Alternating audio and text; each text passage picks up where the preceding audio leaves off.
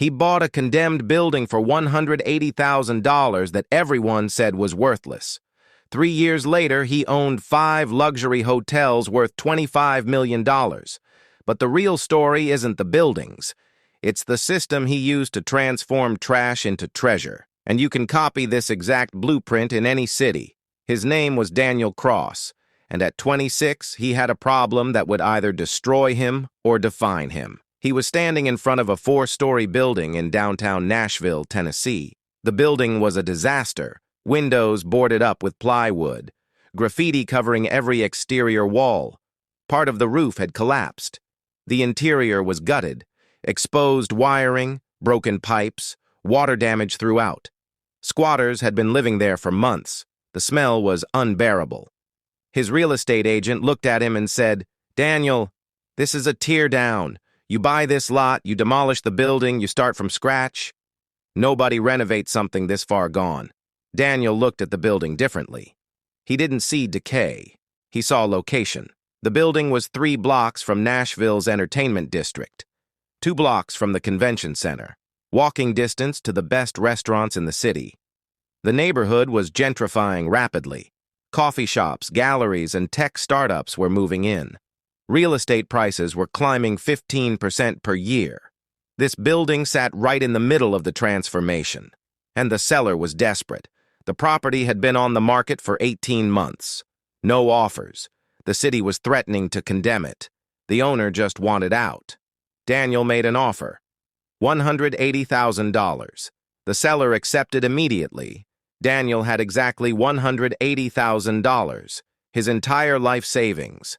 Money from 6 years of working in commercial real estate, analyzing deals, learning the market, saving aggressively. He closed on the property in November 2019, and immediately, everyone told him he'd made a catastrophic mistake. His parents thought he was reckless. His friends said he should have bought a normal rental property. His mentor in real estate warned him, "Renovation projects like this eat money. You'll run out of cash halfway through and lose everything." Daniel ignored them all, because he had a plan. Not just a renovation plan, a complete financial and operational system. Phase 1. Creative financing to fund the renovation. Daniel had $180,000 in the building but zero capital left for construction. The renovation would cost approximately $850,000. He needed to find that money without giving up ownership. Here's what he did. He approached a local credit union that specialized in community development projects. He showed them his vision: transform a blighted property into a 12-room boutique hotel that would serve the growing tourism market. He showed them the numbers. Nashville tourism was exploding. Hotel occupancy rates were at 78% year-round. Average daily rate for boutique hotels was $280. He showed them the location: prime downtown real estate in a rapidly appreciating neighborhood. The credit union approved a construction loan, $850,000 at 6.5% interest-only payments during construction, full loan due in 24 months, or refinanced upon completion. This gave Daniel runway. He could renovate without monthly principal payments crushing him. Phase 2. Renovation strategy focused on speed and efficiency. Daniel didn't try to do everything himself. He hired a general contractor who specialized in historic renovations. They created a timeline, 10 months from demolition to opening. They prioritized systems first: new roof, all new plumbing, all new electrical, HVS systems, structural repairs. Then, aesthetics. Original hardwood floors refinished, exposed brick walls restored, high ceilings highlighted with modern lighting, industrial chic design mixing old and new. Daniel made a critical decision about design. He didn't go ultra-luxury, he went boutique authentic. Each of the 12 rooms was unique. Different layouts, different color schemes, but consistent aesthetic. Reclaimed wood, vintage furniture mixed with modern amenities, rainfall showers, premium linens, smart TVs, high-speed Wi-Fi. The goal: make guests feel like they discovered a hidden gem, not a corporate hotel. The renovation took 11 months, 1 month over schedule. Final cost? $920,000, $70,000 over budget. Total investment? $1.1 million. Daniel was all in. Every dollar he had was in this building. If it failed, he lost everything. The hotel opened in October 2020. Yes, during COVID. Terrible timing. But Nashville's tourism market recovered faster than most cities. By December 2020, Daniel was at 45% occupancy. By March 2021, 68% occupancy. By summer 2021, 85% occupancy with weekend sellouts. Let's break down the first-year numbers. 12 rooms, average rate $285 per night. Average occupancy 71% first year. Monthly revenue, approximately $92,000. Annual revenue, $1.1 million. Operating expenses, staff, utilities, maintenance, supplies, marketing, insurance, property taxes, approximately $550,000 annually. Debt service, $850,000 loan at 6.5%, interest only, approximately $55,000 annually. Net operating income, approximately $495,000. After debt service, $440,000 annual profit in year one from a condemned building. But Daniel wasn't satisfied. He saw this as proof of concept. Phase 3, refinance and extract equity. After 18 months of operation, Daniel had a track record, consistent occupancy, strong reviews, reliable cash flow. He approached a commercial bank with refinancing proposal. The building appraised at $2.8 million. The bank offered a permanent mortgage, $2.1 million at 4.8% over 25 years. This paid off the $850,000 construction loan and put $1.25 million cash in Daniel's pocket. That's right. He pulled out $1.25 million, tax-free, because it's a loan, not income. Daniel now had capital to scale, and he had the system proven. Phase 4, acquire property number 2. Within 3 months, Daniel found another distressed property, this time in Memphis, Tennessee, a historic building near Beale Street. Same situation, condemned, vacant for years, terrible condition, but incredible location. Purchase price, $210,000. He used $210,000 of his refinance cash, applied the same playbook. Construction loan from a local bank, $780,000, same renovation strategy, boutique aesthetic, 10 rooms, 9-month timeline. While Property 2 was under renovation, Daniel focused on operations at Property 1. He hired a general manager to run day-to-day operations. He standardized systems, booking software, revenue management, cleaning protocols, guest communication, maintenance schedules. He built the hotel to run without him. This was critical. You can't scale if you're trapped in operations. Property 2 opened in June 2022. Immediate success. Memphis tourism was strong. Occupancy hit 70% within 3 months. By year end, Property 2 was generating $380,000 annual net operating income. Now Daniel had 2 cash-flowing hotels and proven he could replicate the model in different cities. Phase 5, aggressive expansion. Between late 2022 and mid-2024, Daniel acquired 3 more properties. Property 3, Chattanooga, Tennessee, historic building near the riverfront. Purchase, $195,000. Renovation, $690,000. 9 rooms. Opened March 2023.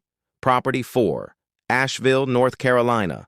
Old textile mill converted to boutique hotel. Purchase, $240,000. Renovation, $880,000. 14 rooms. Opened September 2023. Property 5, Knoxville, Tennessee. Downtown building near University of Tennessee. Purchase, $225,000. Renovation, $750,000. 11 rooms. Opened May 2024. Each property followed the same financial structure. Buy distressed building in gentrifying neighborhood near tourism anchor. Secure construction financing. Renovate with boutique aesthetic. Open and stabilize operations. Refinance based on appraised value. Extract equity. Use equity for next acquisition.